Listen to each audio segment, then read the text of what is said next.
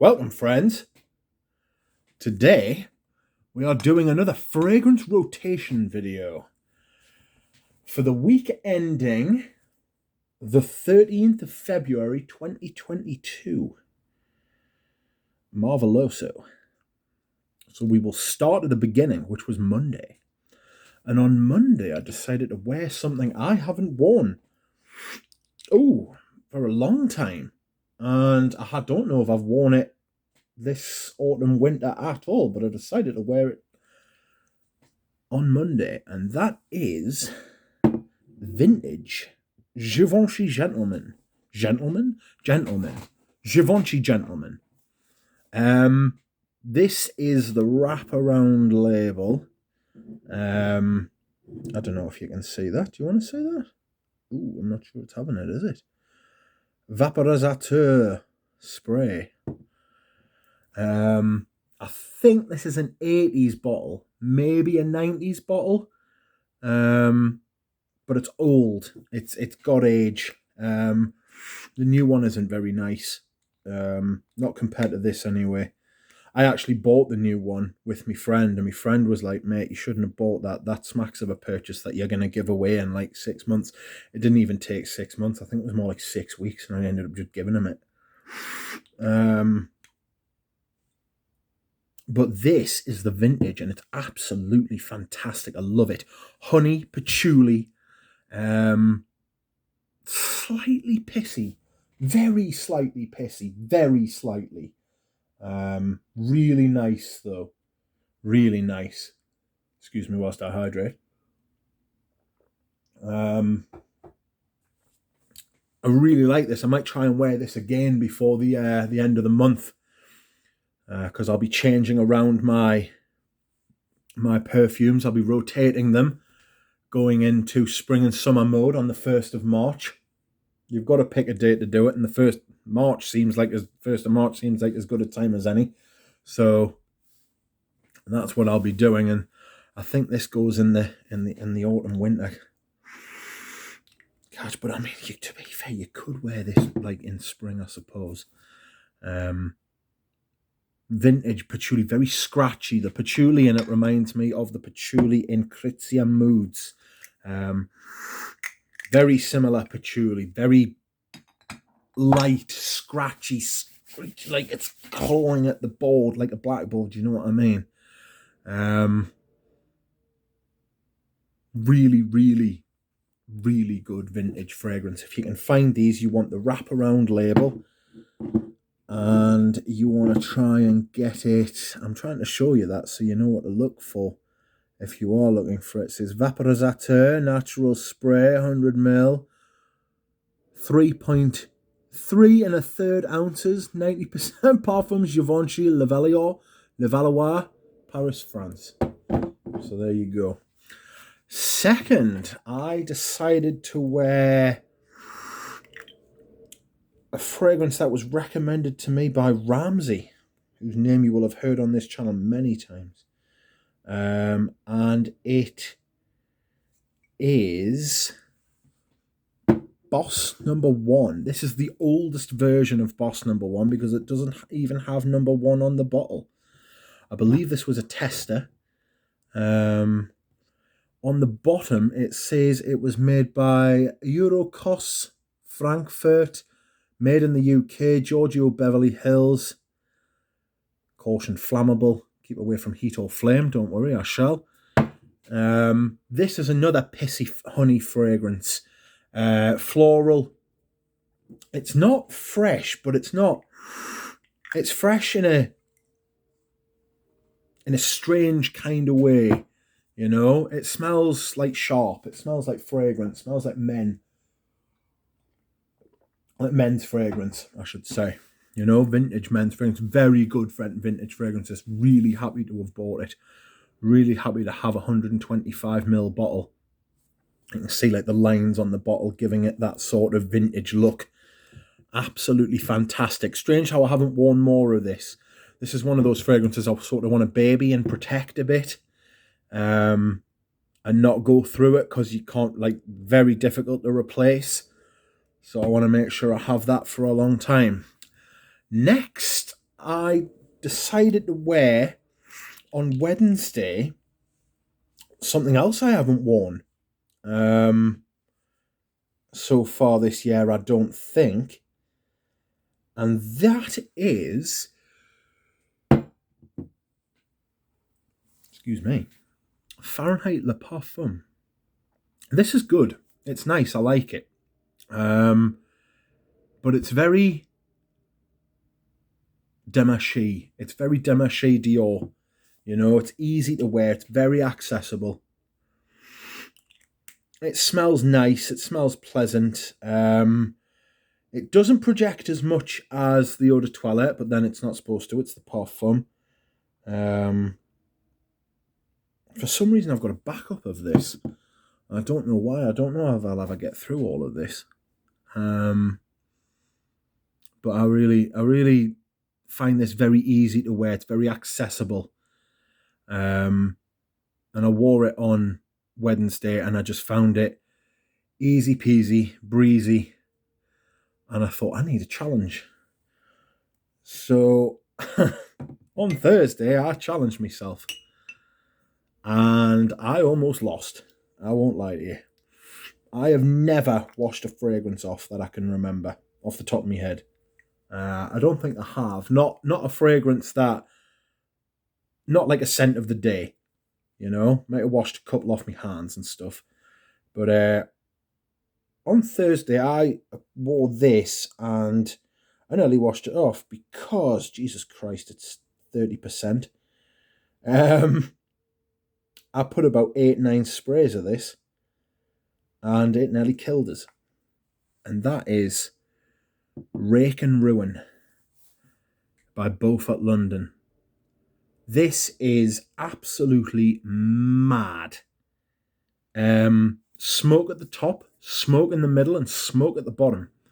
And it was smoky. And for the first 2 hours, I was like, oh God, what have I done? Help. You know what I mean? But then after that, I even actually got I wouldn't say I got a compliment, because the person who said it smelled nice actually knows I'm into like perfumes and that, and like will often comment on my fragrance. So I don't consider that like a real world compliment. Although it is very nice. She got into the car and said, "Ooh, it smells like Chanel in here." And I was like, "You what, mate?" And I think what she was referring to is it might have smelled a bit like Cuir de Russie with the smoke. It's a great blend. It's really well made. How they got everything in this to smell the way it does is exceptional. It's really smoky. It's got this leathery sort of base, which is really nice at the bottom. But the top is smoke, smoke, smoke.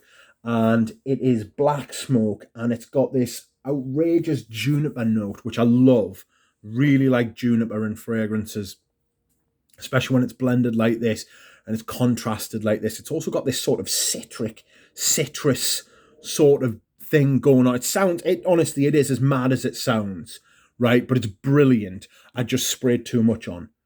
8 sprays of this is just stupidity, and it was my fault. The longevity on this type of fragrance should be massive, but it's not.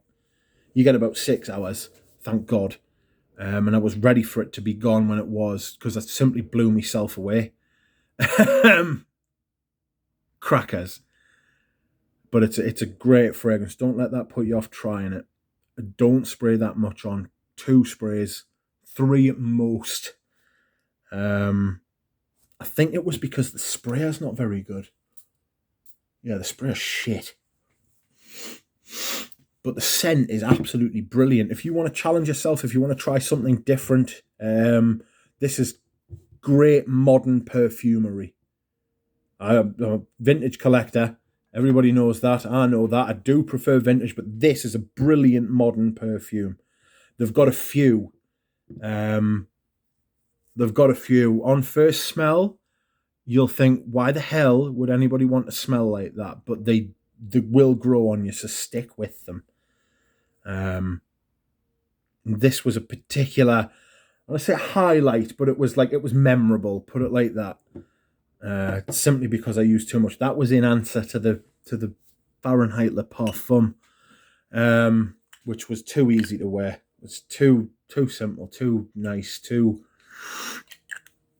whatever. So on Friday, I decided to wear something that I love and that I knew I could wear, but was still almost in a similar vein. This is a smoky fragrance too, but it's smoky Italian leather. And it turns into like a fougere, you know, it's got the lavender and the patchouli. And this is Smalto Pour On, one of my favourite fragrances. This is fantastic. Very manly, masculine, 90s fragrance. It was made in the late 80s. Get the one with the gold band around the top. That's the best one. Licorice, big licorice note at the top. This isn't quite so licorice, but it's there. It's a good fragrance. It's a very good fragrance, and I would recommend that you try and find it and try it and wear it and see how you find it yourself. It's got this smoky, worn, subtle Italian leather quality. Like I said, one of my favourite fragrances, sort of like calmed us down. Coming back from the brink with the Beaufort, and it saved us, thank God. So that is what I wore on Friday. I need to stop saying Anyway, Saturday, yesterday, I wanted to wear something completely different once again. I'm just going to have a smell of this.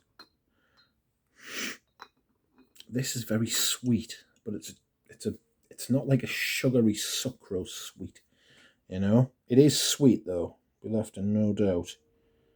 And this is Fève Délicieuse. This is my giant bottle. I like this, and I'm trying to wear it more and more and more, just so I can like wrap my head around it. Out of all of my Dior Privés, of which I've got 6, I think, 7 maybe. I've got Cologne Royale as well. I'd say this is probably my least favourite, because it's very simple. Again, it's an accessible Givenchy Dior. This was probably the beginning of the descent of the Dior Privé line.